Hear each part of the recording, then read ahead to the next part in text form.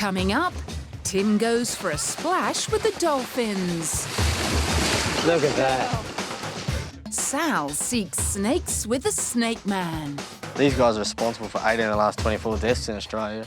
And Nikki wombles about with wombats. Oh, come on, little one.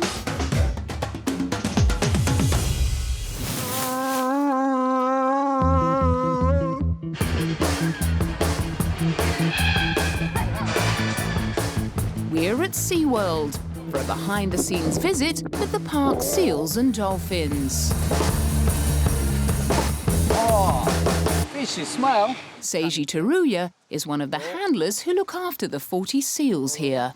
This is Wendell. Wendell is a Californian sea lion. This is Spud. He's an Australian sea lion. This is Carter. Carter is a New Zealand fur seal. As you can see, they come in all sorts of sizes. Part of their routine is daily top-to-bottom health checks. Time for Tim to lend a hand. Abnormality in there. Never brushed a seal's teeth before. That's right, Tim. Nice and gentle. And this is that fish-flavoured toothpaste. Now for the rest of the checkup. It feels like the finest leather. It's just so soft on this part. So we just check for no scratches, no injuries. That's right. They're his toenails. Who knew a seal had toenails on their flippers? And a lot of people mightn't realise they've got one of these. Everything looks pretty good. 14-year-old Wendell is fighting fit and has a long life ahead of him. In the wild, the average life expectancy is 15. But with good care, in captivity, they can live until 20 or even 30. And then on your cheek. Oh, I can smell his breath. Thanks, mate. You're a stinker.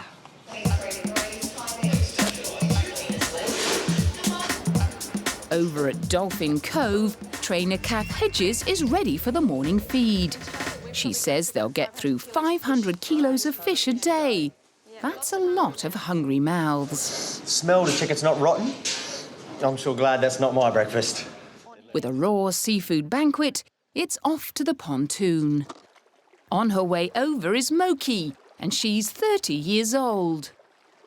The first thing we do is we want to make sure that she's responsive to us and that she's eating OK. Yeah. Moki loves her food. She very rarely goes off it. And just do a couple of behaviours. Make sure that she's going to do everything we want her to do. And this is the bit Tim's been looking forward to most, getting right in the water with the dolphins. Keep splashing, Moki. That's a bit closer than what I think we wanted. It's amazing with these guys that they actually communicate. Not a lot of animals that I work with can actually be vocal and talk and have an eye that can look at you like this. Hello, mate. Isn't that incredible or what? Good boy. Dolphins are such intriguing creatures, and how they navigate is fascinating. Dolphins use a thing called echolocation. So through whistles and clicks, they produce sound, goes out, they then receive that sound back through echo, and they can produce a picture. So in dark or murky water, they can still know their surroundings. Hey, mate. How you going? Back to the pontoon for a muscle check. Look at that. That's just an incredible amount of muscle and power, isn't it? To actually hold yourself out of the water like that, we couldn't even comprehend it with a pair of flippers. What a privilege to be this close to some amazing sea creatures. I've had a great time, mate. How about you? Hello.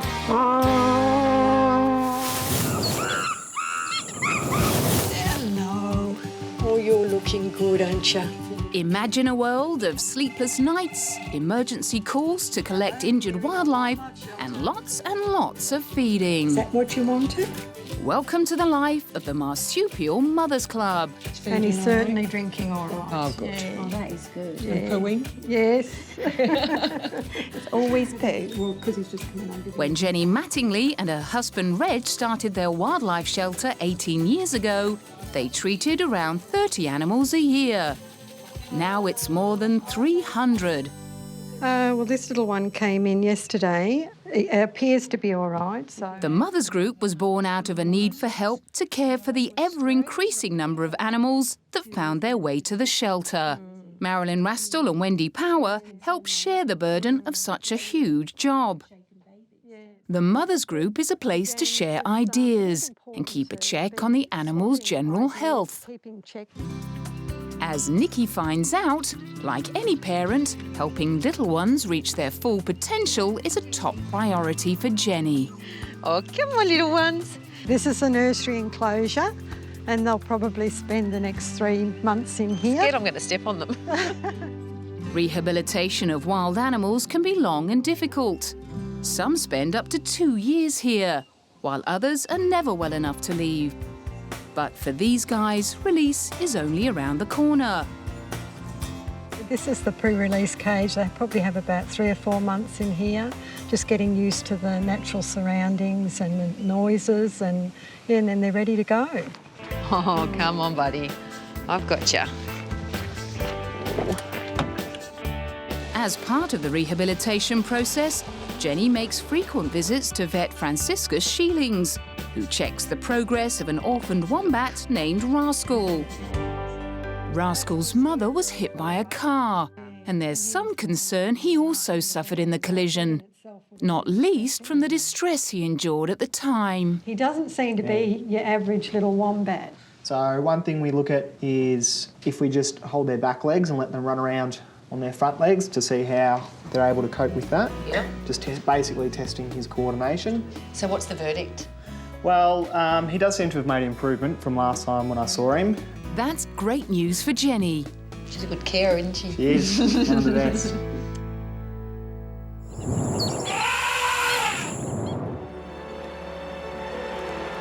The famous MCG, home of the esteemed Melbourne Cricket Club,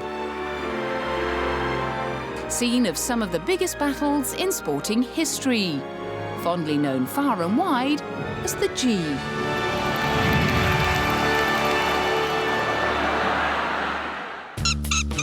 There's no sound of leather hitting willow or roar of the crowd today, though. Graham Cole's team is of the feathered variety. It's called Full Flight Birds of Prey, and it's all about bird shows. But how did Graham get involved with these beautiful animals? Oh, it goes back a long way when I was a child, really. Just a total fascination with anything that flew, but mostly the hawks and the falcons I loved. The Raptors of the City program is a new full flight initiative. The program is there to show people the types of raptors and birds that live in and around the city. Full Flight's headquarters is at another of Melbourne's sporting shrines, Flemington Racecourse. G'day, mate. How you going? Hey? How you going? Sabrina is the flagship of the company. She's a wedge-tailed eagle. And she and Graham have a real bond. Just like your average dog-owner relationship, she likes a pat and a scratch. Graham has a total of 30 birds from 14 different species. Here we've got Lily. Lily's a little Australian kestrel. Here we've got Tintin, one of our 2 barn owls in our collection. OK, here we've got Chook. He's actually a black-breasted buzzard. Here we've got Yoko. She's one of our peregrine falcons, and she's really eager. We're going to go out and fly her shortly, and she thinks she's on her way now, actually. And at showtime, Yoko definitely soars above the rest. Okay, girl. Let's see what you can do. Hey? Here we go. OK, come on, here. It takes 2 to wrangle these powerful birds. And back at the G, assistant Erin is running the show. Does anyone know what this is? Want to have a guess what type of bird this is? A falcon? She's what we call a peregrine falcon. And she's very, very famous because they're very, very, very fast. One of you guys want to have a go with Molly? Yes. OK, we'll put the glove on. Molly. Whoa. Stay nice and still. Molly. Now it's Pete's turn. Has he learnt anything from the kids? So when I take the hood off, OK, and she takes off, just let her go. Here we go. Hang your arm out, Pete. Further. Further. Well, I did tell you. That's amazing. That's a very powerful bird. Fastest bird on the planet. Food gets the attention of most animals, and it's exactly how Graham gets the birds to come back to him. Basically, the training revolves around food or reward. So we're just trying to replicate their natural behaviour of going hunting, but they're actually hunting us. For Graham, it's all in a day's work. Working with birds is a dream for me. Even though sometimes it's a bit hard, I absolutely love going to work because this is my hobby. Here we go. Just nice and calm. You want to scratch there? Oh. Chris Pebetti is a bit of a reptile superman. By day, he works a standard job. By night, according to him, he's Australia's busiest snake catcher. Some call him the snake whisperer. During the last 7 years as a volunteer rescuer, he's bagged about 7,000 snakes. Hello, snake phone, Chris speaking. Once Chris gets a call, he moves quickly. It's pretty amazing to know that you can catch a snake, save it from its fate, and then be able to relocate it is a buzz that you don't get from anything else. Chris's first call of the night is to a house in the suburbs, where a snake's been spotted up on the balcony. Needless to say, it's Chris to the rescue.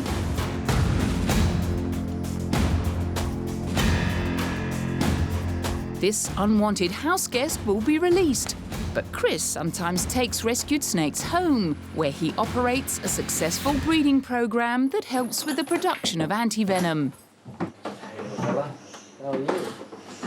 Antivenom is created by milking venom from the snake, which is then diluted and injected into a horse, sheep or goat. It will in turn undergo an immune response, producing antibodies which can be harvested and used to treat snake bites.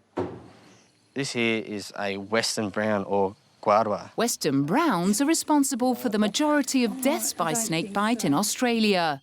These guys are responsible for 18 of the last 24 deaths in Australia.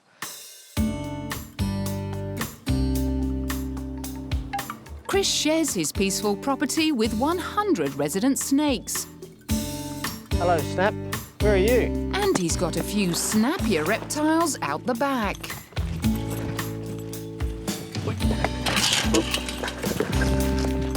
Come on, Snap. He has 9 crocodiles, all of them rescued.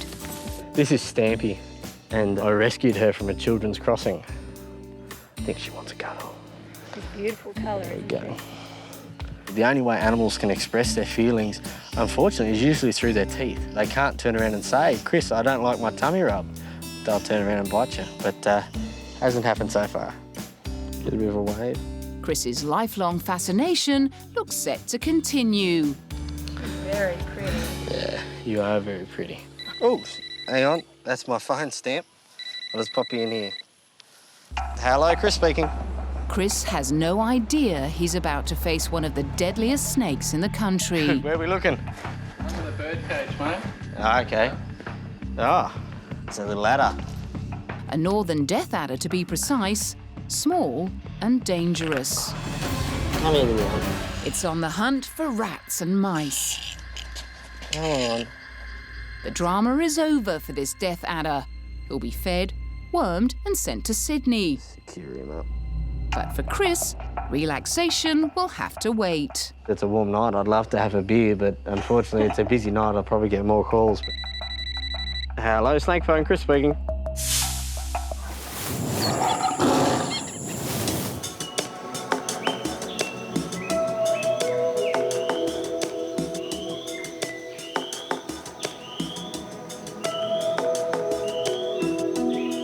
Deep in the rainforest lives a remarkable lady called Margaret Thorsborne.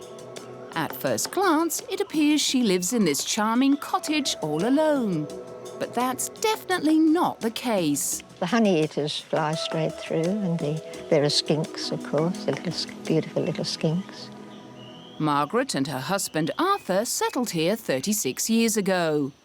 Together, they championed conservation. becoming well known for their work in preserving nearby Hinchinbrook Island and threatened wildlife like the pied imperial pigeons. Managed to stop the shooting that was going on in the earlier days. Arthur died in 1991, but Margaret has continued to push for conservation. 30 years ago, she began painting endangered wildlife and slogans on envelopes. I started off with the cassowaries because we're very worried about the future of the cassowaries.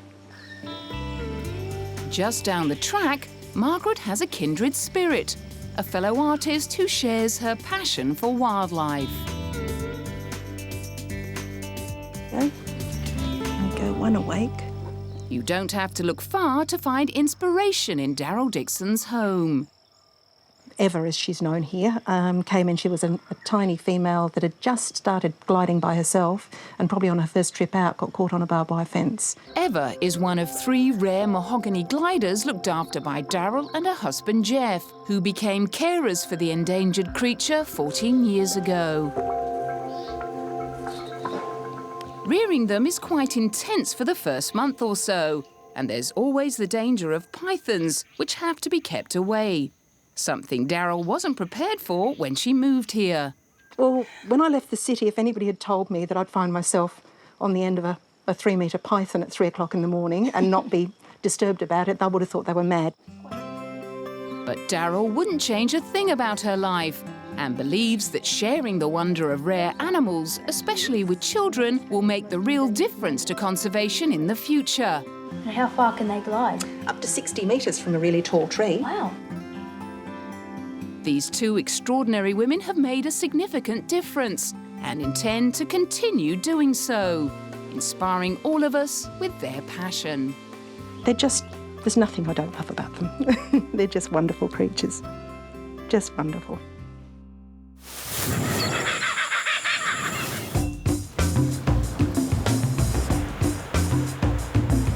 There's always plenty to see when you visit the tropics. Glorious sunshine, the beautiful blue of the sea. And if you're lucky enough to find yourself in Australia's Port Douglas, you might also meet Daffyd Brown. The locals call him the Birdman.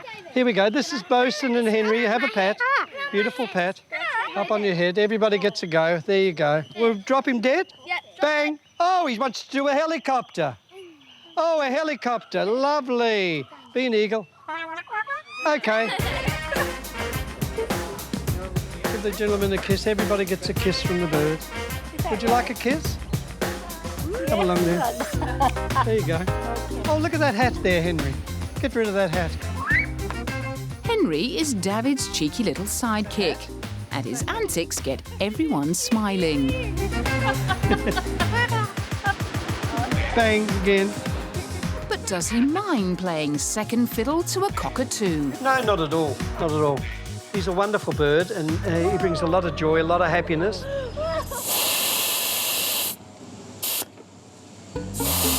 Now, Henry's actually quite a naughty bird. Seems he's particularly partial to parked cars. Yes, Henry, caught in the act. What are you doing? You're going to get me into trouble. Look, the police station. We've done this 1,000 times. I've told you before. David, what was going on there? Well, that's not the first time, Nikki. It's 40 tyres he let down in one day. 40 tyres? He just loves it. I don't know why, but he got arrested quite a few years ago, thrown in the cooler. You're kidding. Yes. And who taught him how to do it? He taught himself, Nikki. I think he likes the air going onto his face, but he does it on a regular basis. Oh, he's a naughty boy. He's very naughty.